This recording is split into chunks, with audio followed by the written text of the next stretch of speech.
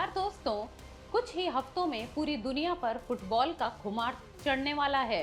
2026 FIFA world cup शुरू होने जा रहा है, जिसमें इस बार 48 टीम हिस्सा ले रही हैं। लेकिन क्या आप जानते हैं कि मैदान पर खिलाड़ियों के बीच मुकाबला शुरू होने से पहले ही पर्दे के पीछे एक बहुत बड़ा खतरा मंडरा रहा है, और वो खतरा है ग्लोबल वार्मिंग और जानलेवा गर्मी यानी humid heat. World weather attribution की एक नई और चौंकाने वाली साइंटिफिक स्टडी सामने आई है। इस स्टडी के मुताबिक इंसानों द्वारा बढ़ाए गए क्लाइमेट चेंज के कारण इस साल का वर्ल्ड कप इतिहास के सबसे गर्म और खतरनाक वर्ल्ड कप में से एक हो सकता है। आज के वीडियो में हम जानेंगे कि कैसे यह गर्मी खिलाड़ियों, रेफरी और फैंस की जान जोखिम में डाल रही है, और वो कौन से स्टेडियम हैं जहां एयर कंडीशनिंग भी नहीं है। इस रिसर्च को इंपीरियल कॉलेज लंदन के वैज्ञानिकों ने किया है। उन्होंने टूर्नामेंट के दौरान यानी 11 जून से 19 जुलाई के बीच अमेरिका, मैक्सिको और कनाडा के सभी 16 वेन्यू का विश्लेषण किया।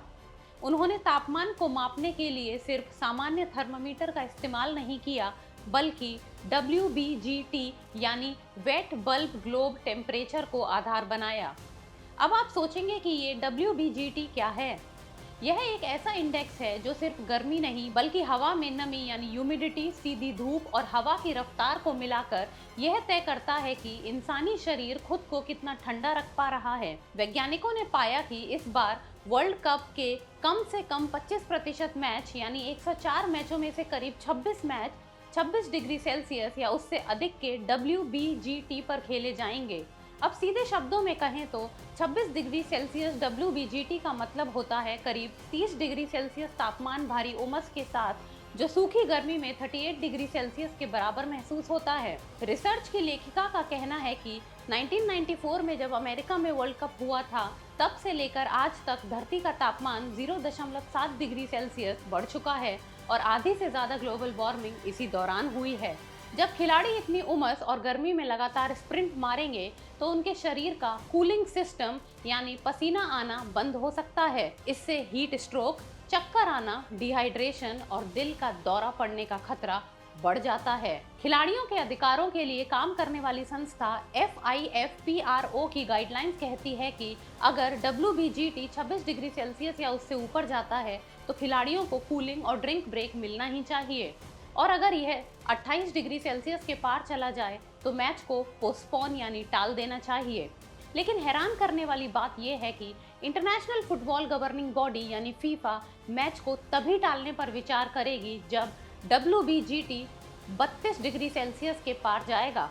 इतिहास गवाह है, पहली बार 2014 के ब्राजील वर्ल्ड कप में अमेज़न के जंगलों के पास मेनेस में जब 30 डिग्री सेल्सियस तापमान और 66 डिग्री उमस थी, तब मैच के 39वें मिनट में पहली बार हाइड्रेशन ब्रेक दिया गया था।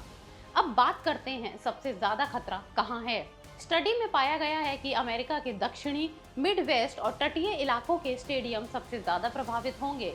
वैज्ञानिकों ने 6 ऐसे स्टेडियम की पहचान की है जो हाई हीट स्ट्रेस के निशाने पर हैं। चौंकाने वाली बात यह है कि इनमें से किसी भी स्टेडियम में एयर कंडीशनिंग की व्यवस्था नहीं है। मियामी में तो लगभग तय है कि कई मैच भारी उमस और भीषण गर्मी में खेले जाएंगे। हालांकि डलास और हस्टन के स्टेडियमों में कूलिंग सिस्टम है, लेकिन वहां भी स्टेडियम के बाहर फैंस और स्टाफ के लिए 30% चांस है कि उन्हें खतरनाक उमस भरी गर्मी का सामना करना पड़े।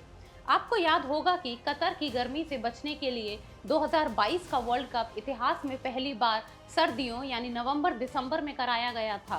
पिछले साल 2025 के वर्ल्ड कप में भी जब अमेरिका के 11 शहरों में मैच हुए तो खिलाड़ी मैदान पर चक्कर आने और अत्यधिक थकान की शिकायत कर रहे थे, और उन्होंने दोपहर के समय मैच न करने की मांग की थी। क्लाइमेट चेंज अब सिर्फ पर्यावरण का मुद्दा नहीं रहा, यह हमारे पसंदीदा खेलों को भी निगल रहा है। क्या फीफा को इन मैचों के समय में बदलाव करना चाहिए? अपनी राय हमें कमेंट सेक्शन में बताएं। वीडियो अच्छी लगी हो तो लाइक, शेयर, सब्सक्राइब जरूर करें।